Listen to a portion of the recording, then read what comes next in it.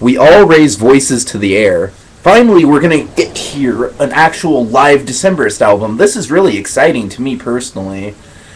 I'm really not that big on live albums, but I do believe that there's certain bands that can deliver really great ones. Daft Punk's Alive 2007, I think, is one of the best live albums there's ever been.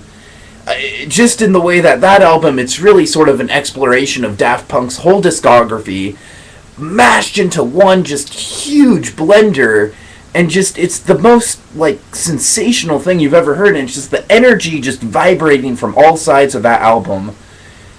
Just, you know, it's like you need to be there, and that's what a live album, a great live album should accomplish, is the feeling like, you know, like you need to experience this, like this is almost sort of like a religious sort of thing.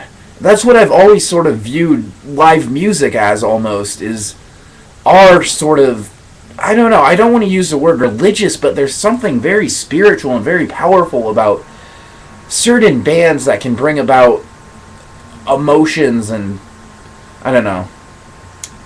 I'm just really excited for this. I've only listened to the whole double album one time all the way through. I can tell this is quality. I think it's recorded, it was recorded all the way through their King is Dead tour last year. And about half the songs are cuts off the King is Dead. Well, I wouldn't say half the songs overall, but there's definitely a lot of the King is Dead. I don't think all the songs, but about a good 80% of the songs that were on that album are on there, which is fine with me because A, it's the album they were promoting on the tour, their most recent one. B, I really did like The King is Dead a lot.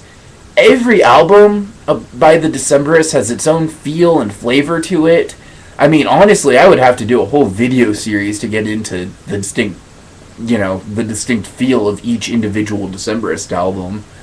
But I felt The King is Dead, it was pure Americana. It was right after Hazards of Love, which was just this huge Tommy-esque rock opera that was just, you know, brought together like, you know, like 1960s, like Who-style sensibilities and just prog rock. Like, it was a big album. It was, I think, something along the lines of 20 tracks and major storylines. I love it. I love every Decemberist album. But I think to follow that up with The King is Dead, which is just so simple, so streamlined, maybe it's a little too simple, maybe it's a little too streamlined.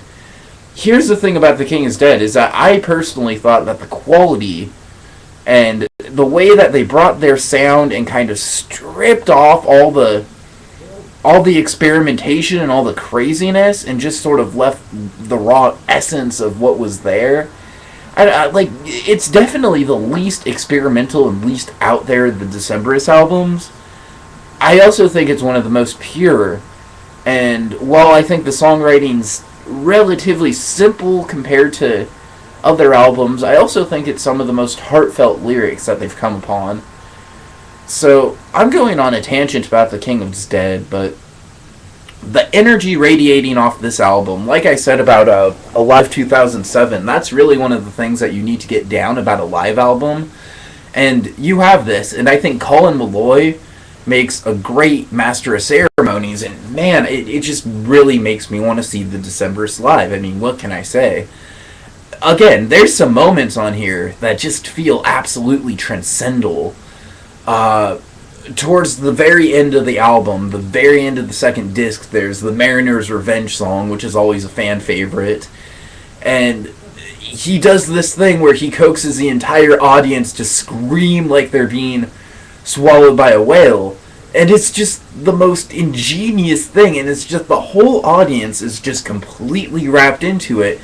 And that's what that man does, is he just gets the whole audience completely swept up in his world, completely swept up in his music and lyrics.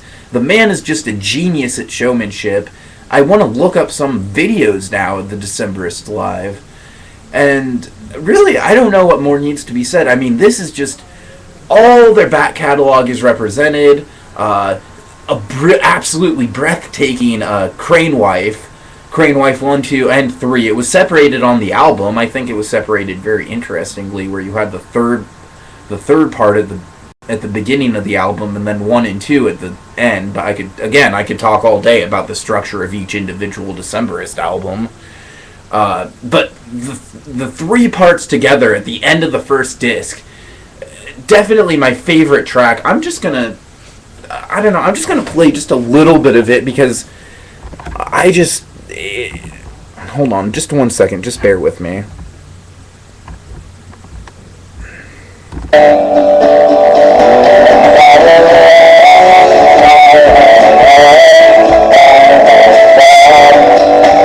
Yeah, what more needs to be said? I mean, I love just hearing the whole thing, though, hearing all of the Crane Wife back to back to back, and hearing that I Will Hang My Head Low as the climax to parts 1 and 2 is just all together and in a live setting. It's just, it took my breath away. I'll admit, it did bring I got a little misty-eyed this afternoon when I listened to it.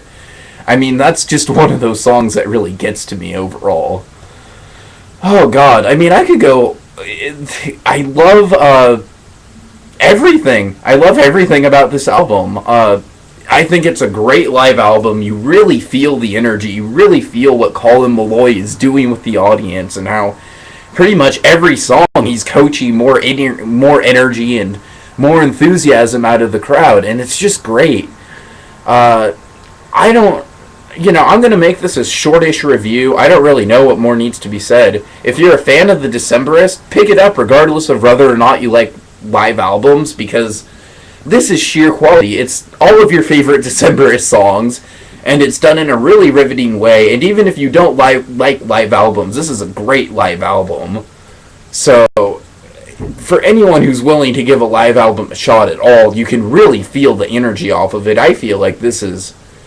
I don't know, like, I'm not going to go out on a limb and say it's anything as remotely as good as Daft Punk's Alive 2007, or even something like the Rolling Stones' Get Your Ya-Ya's Out, or something like that, just a landmark, or Woodstock, obviously, just a landmark live album, but I like it a lot for what it is, and it's 10 years worth of Decemberist music, and it's been something that I've been waiting for a while now, which is a live album, so a big fan of the Decemberists, am pleased. And if you're a fan of the Decemberists, I definitely think you'll like this.